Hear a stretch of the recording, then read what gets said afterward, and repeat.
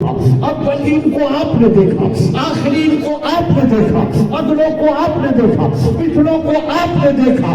آپ نے بادشاہوں کی بادشاہت دیکھی، آپ نے حاکموں کی حکومت دیکھی، آپ نے حکیموں کی حکمت دیکھی، آپ نے حسینوں کا حکم دیکھا، آپ نے کمال والوں کا کمال دیکھا، آپ نے رسولوں کی رسالت دیکھی، نبیوں کی نبوت آپ نے دیکھی، حضرت آدم کی نبوت آپ نے دیکھی، حضرت شیش کی معرفت آپ نے دیکھی، حضرت ادریس کی دراست آپ نے دیکھی، حضرت نوح کی شجاعت آپ نے دیکھی، حضرت ابراہیم کی خلت آپ نے دیکھی، حضرت اسماعیل کی قربانی آپ نے دیکھی، حضرت اسحاق کی رضا آپ نے دیکھی، حضرت داؤد کی خلافت آپ نے دیکھی، حضرت سلیمان کی شجاعت آپ نے دیکھی، حضرت زکریا کی معصومیت آپ نے دیکھی، حضرت یحییٰ کی شہادت آپ نے دیکھی، حضرت یونس کی اجابت آپ نے دیکھی، حضرت شعیب کی ہدایت آپ نے دیکھی، حضرت موسیٰ کی رفاقت آپ نے دیکھی، حضرت یونس کا اجابت آپ نے دیکھی،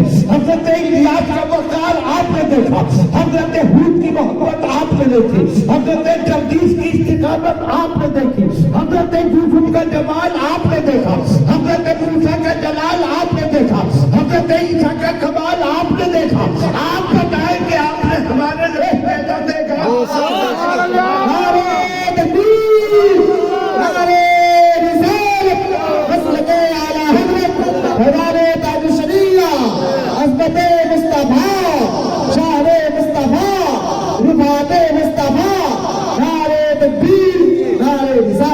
اب ہمیں سوال کرنے کی ضرورت ہی نہ پڑی، ہمارے رسول نے خود سوال کیا تھا، اے جبرائیل تم بتاؤ تم نے مجھ جیسا کوئی دیکھا؟ جب آقا نے کیا یہ سوال تو یہی بولے سدرہ والے کمالے جہاں کے کھالے سبھی میں نے ساتھ ڈالے تیرے پائے کا نہ پایا تو جگہ نہیں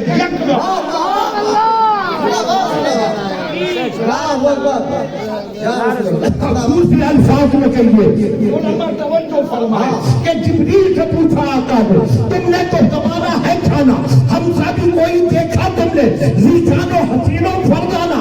جبریل امین عرض کیا اے پیکر حسن جانانا لم یاتے ندی و کفری نظری مشرے تو نسل پیدا جانا جگران کو تاج تیرے ہو اے تم کو کہے دو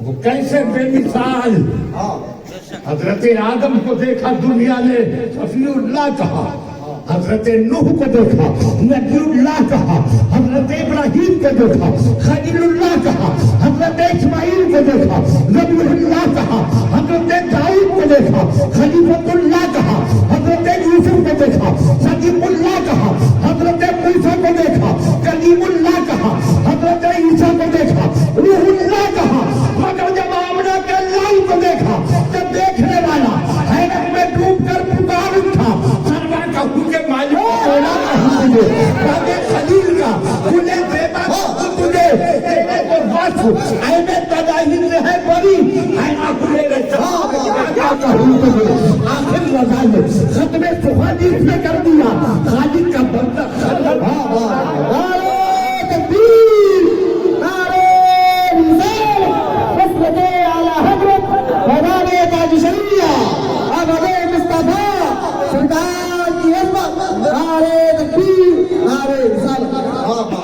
کیسے بے مثال ان کی شان بے مثالی کا کون کرے بیان؟ بے مثالی کی جھلکیاں دیکھنا ہو تو اعلیٰ حضرت کا کلام پڑھیے، اعلیٰ حضرت کے فتوے پڑھیے، اعلیٰ حضرت کا جب قلم چلتا ہے تو ایسا لگتا ہے کہ قلم سے سیاہی نہیں نکل رہی، قلم سے علم و حکمت کے دریاؤ بن رہے ہیں اور اتنے رسول کی روشنی ہے۔ اعلیٰ حضرت کو ایسے نہیں مان لیا ہم نے، ان کو مانا صرف عقیدت سے نہیں بلکہ حقیقت کی روشنی۔ اتنا لکھا ہے کہ دنیا کے کسی رائٹر نے اتنا لکھا ہی نہیں۔ عالم یہ ہے 1000 سے زیادہ کتابیں لکھی ایک کتاب کا نام ہے فتاوی رضویہ، وہ اب جدید انداز میں چھپی، تو ان 1000 میں سے اس ایک کتاب کی شان یہ ہے کہ اس کی ساری جلدیں اگر اکٹھی باندھ کر رکھ دی جائیں تو آپ میں کا کوئی جوان اکیلا انہیں اٹھا کر سر پر نہیں رکھ سکتا۔ ایک کتاب کی یہ شان ہے، اور لکھی ہے 1000 سے زیادہ۔ دنیا کہتی ہے اعلیٰ حضرت نے اتنا لکھ کیسے دیا؟ ہم کہتے ہیں کہ سنو، اعلیٰ حضرت جب لکھا کرتے تھے تو بریلی کا قلم ہوا کرتا تھا، مدینے کا اور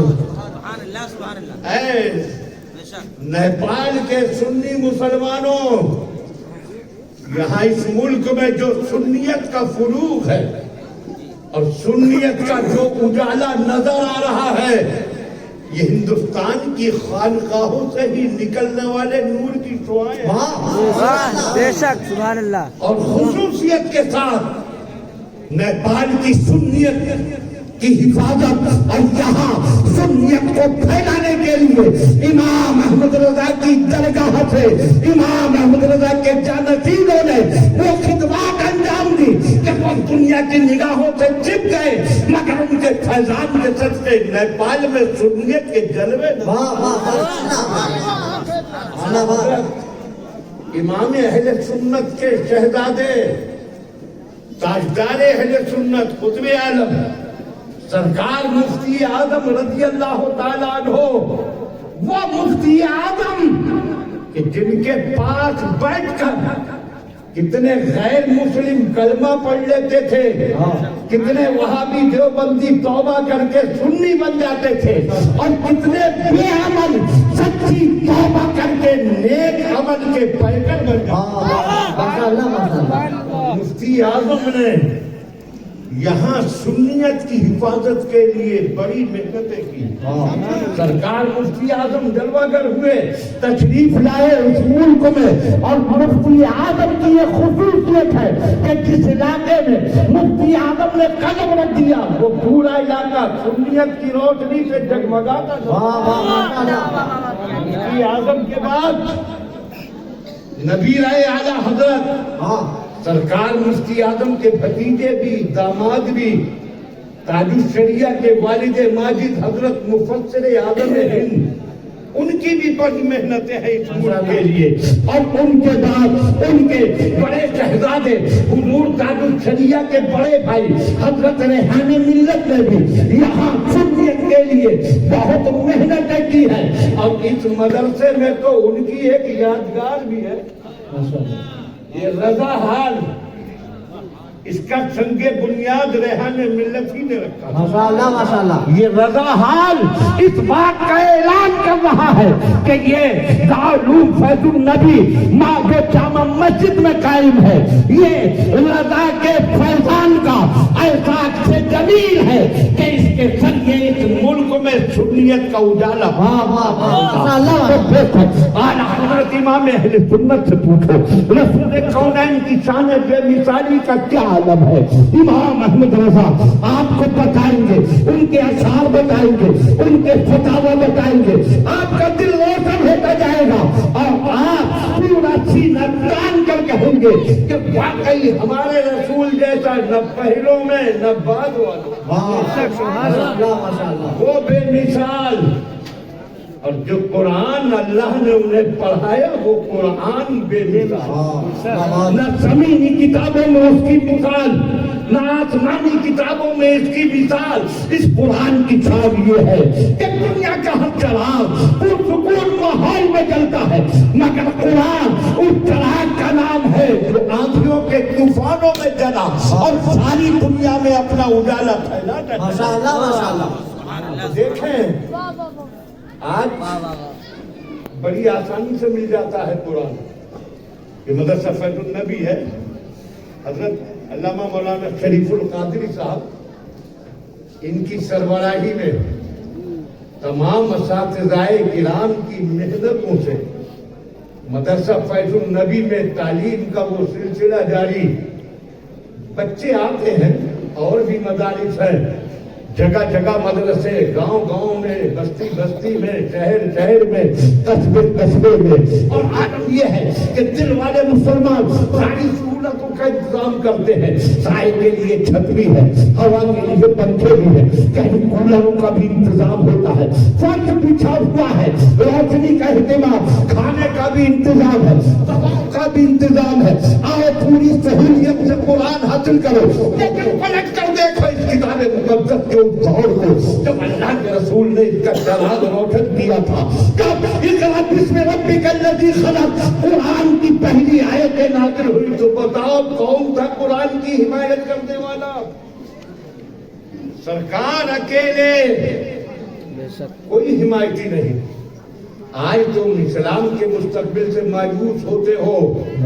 आज तो इतने हैं इस्लाम के मानने वाले, कुरान का झंडा उठाने वाले, मगर जब सरकार इक़रा बिस्मि रब्बिकल लज़ी खलक़ इन आयतों को लेकर गारे हिरा से नीचे उतरे थे तो न कोई ईमान वाला था, न कोई कुरान वाला था। आप समय कुरान हाथों में लिए आए हैं, अब मैं दुनिया में कुरान का उजाला फैलाऊंगा। दुनिया ने कहा था ये अकेला इंसान क्या करेगा, मगर हकीकत कह रही थी इनको अकेला मत समझना, ये देखने में अकेली बात है मगर इसके पीछे पूरी कायनात। बोलिए आप लोग, बोलिए सब जोर से बोलिए। हाँ, मैं बोल रहा हूँ, माइक का रोना के रो जाए। बहरहाल माइक वाले ने जहां तक हो सका बेहतर करने की कोशिश की, तो इसका रोना रोने की बजाय थोड़ा सा आप भी बोलिए ताकि मेरे बोलने का हौसला और बढ़े। दिल को अच्छी लग रही है बात, असर कर रही है तो बोलिए सुभान अल्लाह। आओ उस माहौल को देखो। इंसान जब कोई मिशन लेकर चलता है तो सबसे पहले उसके बाप उसकी हिमायत करते हैं, माँ की मोहब्बतें उसकी हिम्मतों को बढ़ाती है, दादा की इनायतें उसके हौसले को जवान करती है और खानदान की पुष्ट बनाई ही उसको आगे बढ़ने का हौसला दिलाती है। मगर जब आमना के लाल ने कुरान का चिराग रोशन किया तो कौन है साथ? तस्वीर रखा है बैठी देर की इधर से नाम सुनता आपकी जय आवाज की जय, मगर वो मेहनत करता है माशाअल्लाह। हाँ, बाप जब दुनिया से चले गए, जब सरकार माँ के चिकम में थे और 6 साल की उम्र थी कि माँ चली गई, 8 साल की उम्र हुई तो दादा चले गए।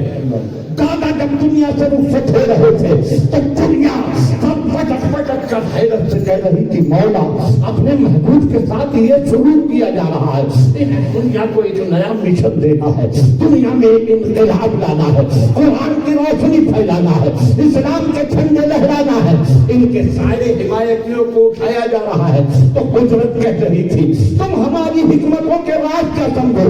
अगर बाप होते, अगर माँ होती, अगर दादा रहते तो दुनिया कहती बाप की हिमायत से कुरान की रोशनी फैला दी, माँ की शफ़क़तों के साए में कुरान की रोशनी फैला दी, दादा की इनायतों से कुरान का उजाला फैला दिया। इसलिए फैसले कुदरत ये हुआ कि सबको उठा लिया जाए ताकि दुनिया जान ले कि ये कुरान किसी की हिमायत से नहीं फैला, अपनी सदाकत से। वाह वाह वाह वाह, माशाअल्लाह, नवाज नवाज। कोई नहीं और रहा खानदान, हुक्म मिला अपने खानदानियों को दावत दीजिए, पैगाम पहुंचाइए। सरकार ने पूरे खानदान को बुलाया। खानदान बनु हाशिम जो अरब में सबसे इज्जत वाला माना जाता था, अरब में जिसकी बहादुरी की धाक थी, जो काबे की कौलियत जिनके पास थी, वो खानदान बनु हाशिम। सरकार ने सबको बुलाया, आपके चचा भी है, आपके चचेरे भी हैं, दूसरे खानदानी भी हैं, सब इकट्ठे हो गए। आका ने सबको पहले खाना खिलाया, माशाअल्लाह माशाअल्लाह, और खाना खिलाने के बाद फिर पैगाम सुनाया।